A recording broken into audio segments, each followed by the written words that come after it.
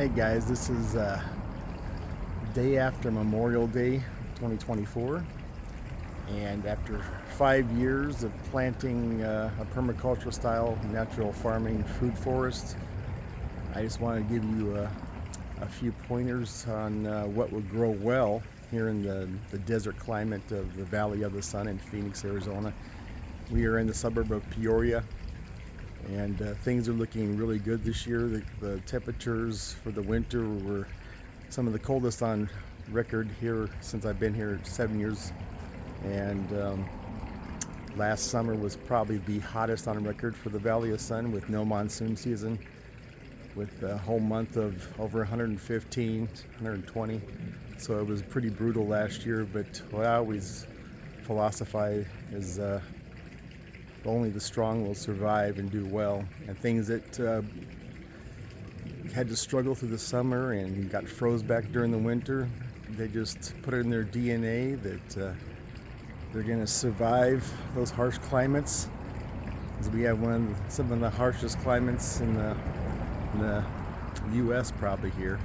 We don't have the extreme cold, but we do have some very cold winters below freezing, and extremely high heat. So when we grow tropicals, those are the things that we worry about.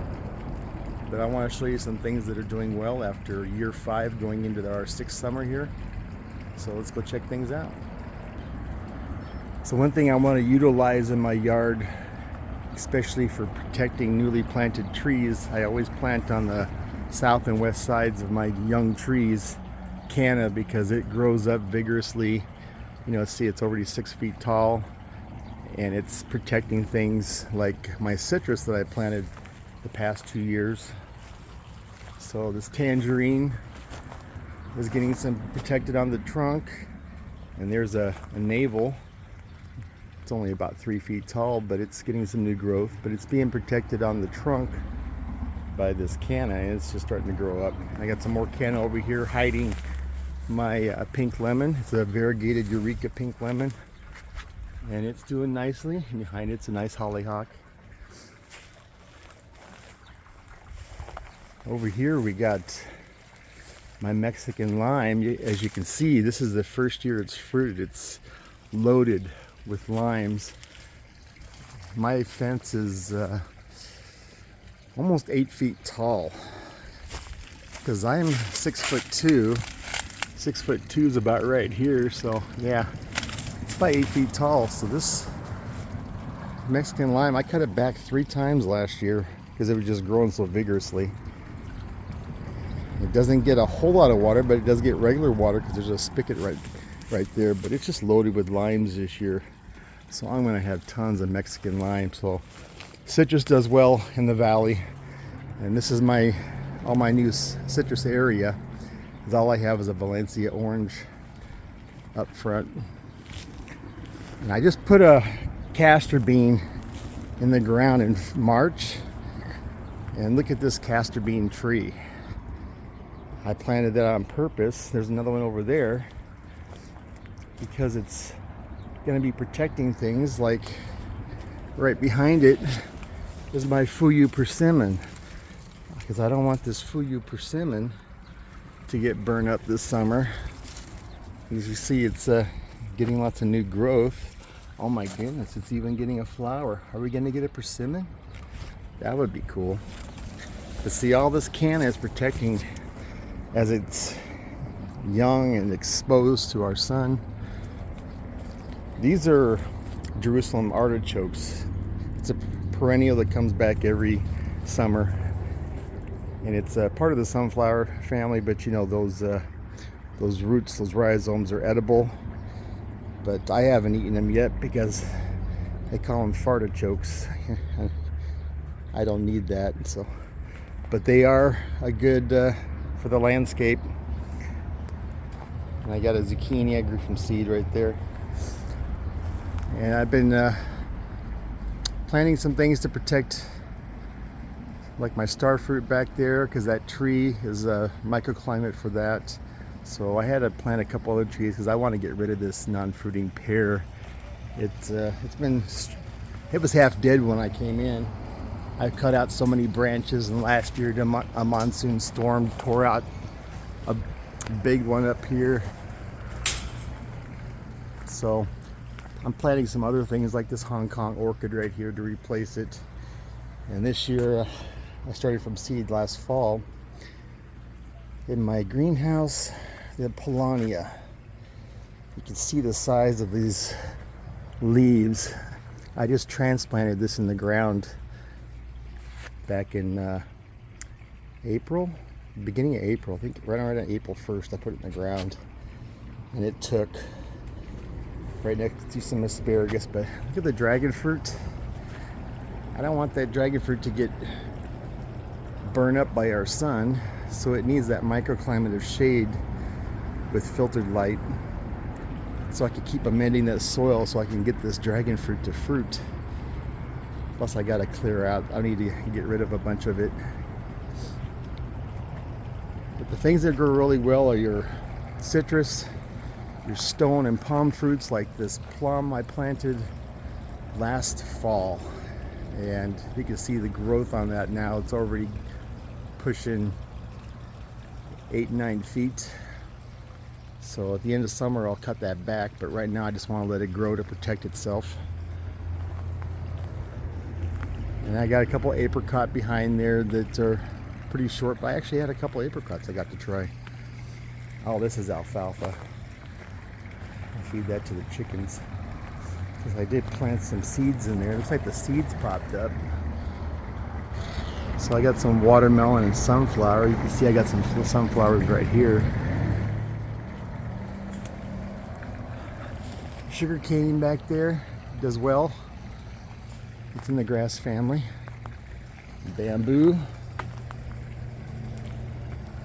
Got all these new shoots.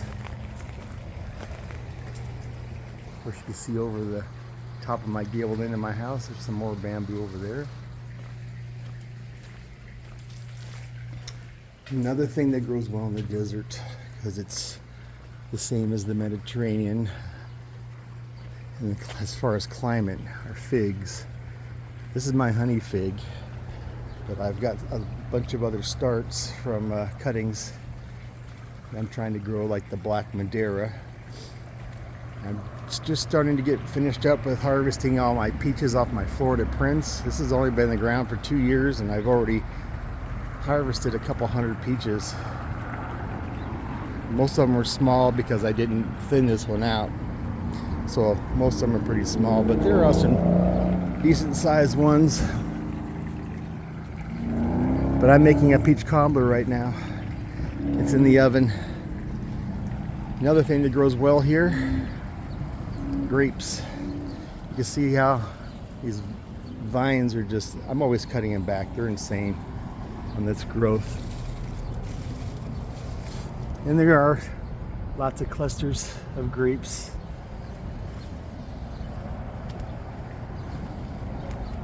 I got 3 different varieties. I got the white grape, red flame, and the manuka. I think this is the red flame. It might be the manuka. There's a ton of grapes on here this year. Just cluster after cluster. Look at this. How beautiful. This is a good year. No skeletonizing caterpillars this year, even though I'm prepared to combat them if I need to. But this year the grapevines are doing very well. Another thing that does really well here, if you give it some protection for the first few years. This is just planted on the north side of my house, so it gets that 30-degree shade at mid-afternoon in the peak of summer. So in about 4 weeks, when we have our summer solstice, this is going to have shade on the trunk, but all the fruit and the leaves will be growing into the sun. And plus it gets lots of morning sun and late afternoon sun, but it still gets some protection late afternoon from this Cattleya guava. But you can see I got some mangoes hanging on. I can tell which ones are not going to fall off, and those are the ones that are turning a dark green and starting getting the coloration of a darker color. Like that one will stay on. Got this one right here. Got one down here, you got one down there. Because it had about 100 of them on here, but they start dropping off, and I know which ones are going to drop off because they start turning yellow like this. But when they look like that, those will hang on, and I'll be harvesting these in July. See a couple back here. Another one up there. There's over a dozen fruit on this tree, and you can see my new growth up there. It's pushing 9 feet for this fruit punch mango. Very delicious. Nothing like growing your own mangoes. Of course, another thing that grows extremely well here, my 30-foot tall mulberry. Just got done with the Pakistani.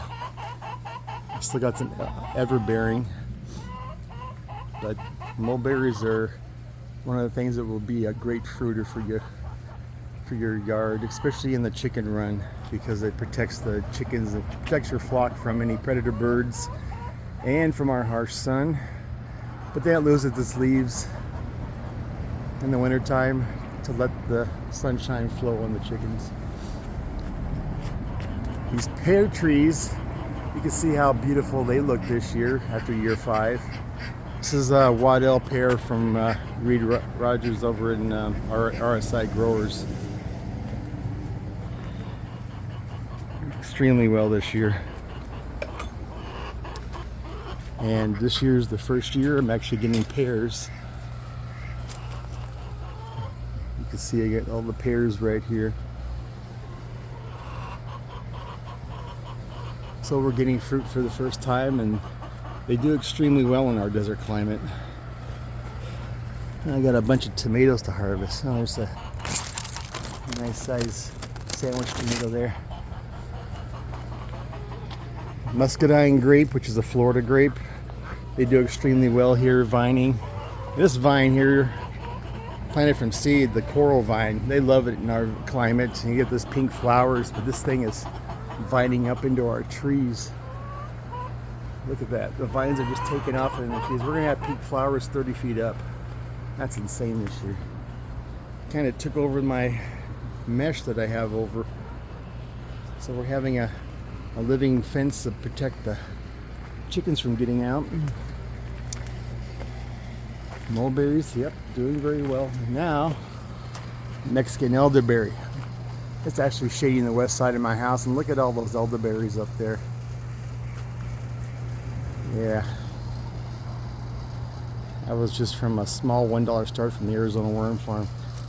Bob Gordon, it freezes back every year. That's from Missouri. That elderberry there.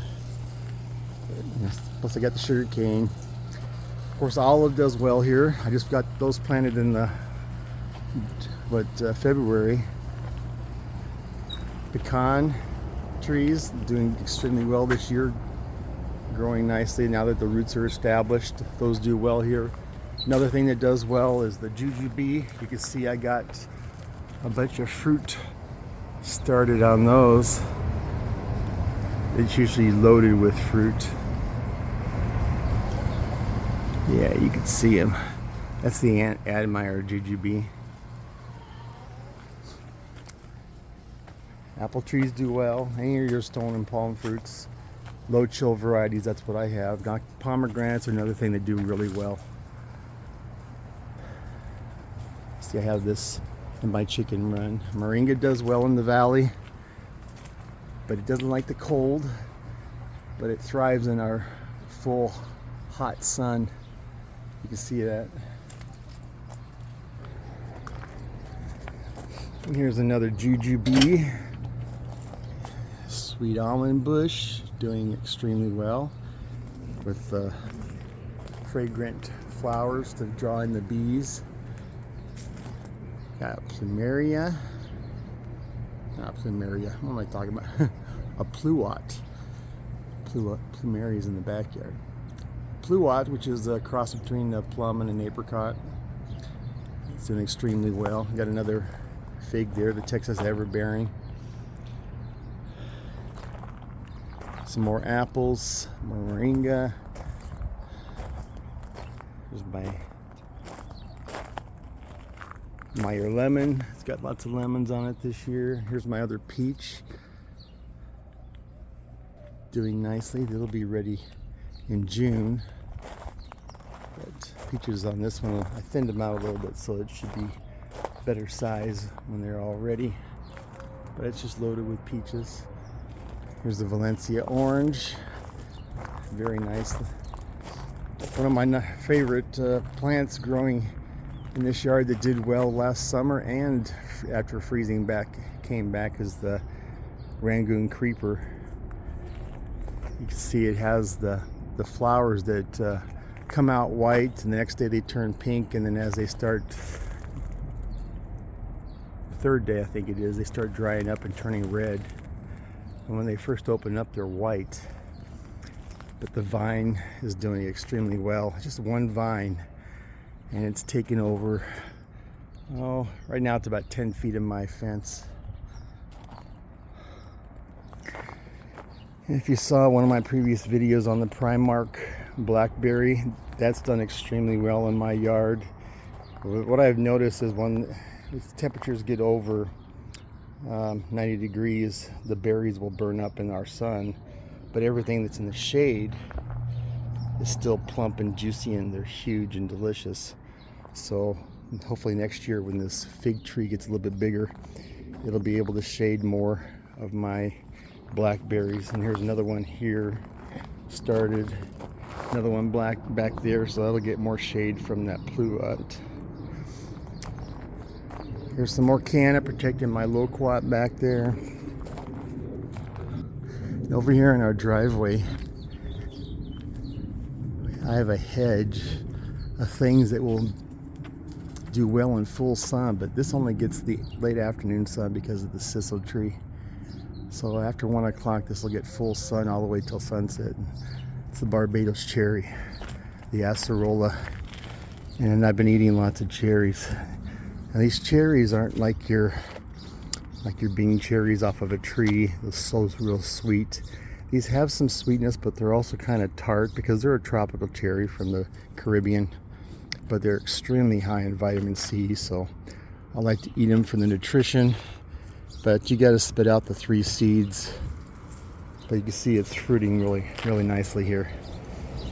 Got some more flowers to fruit more, so it's going to continue fruiting. And I got 2 of these, and they're about 7 feet tall. I keep them pruned back. But yeah, I'm gonna start picking some cherries for my snack today. And then another pomegranate hedge. Getting pomegranates. There's another Barbados.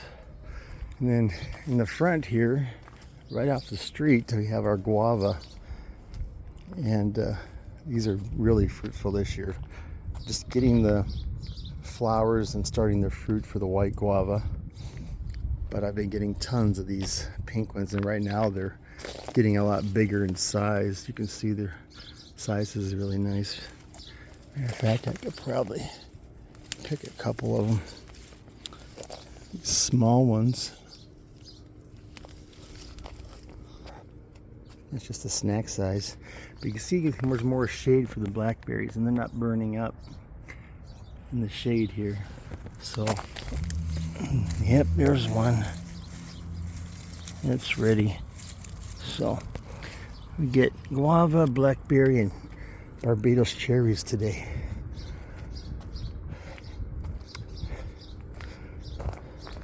And this year we got some Suriname cherries, but these need more shade.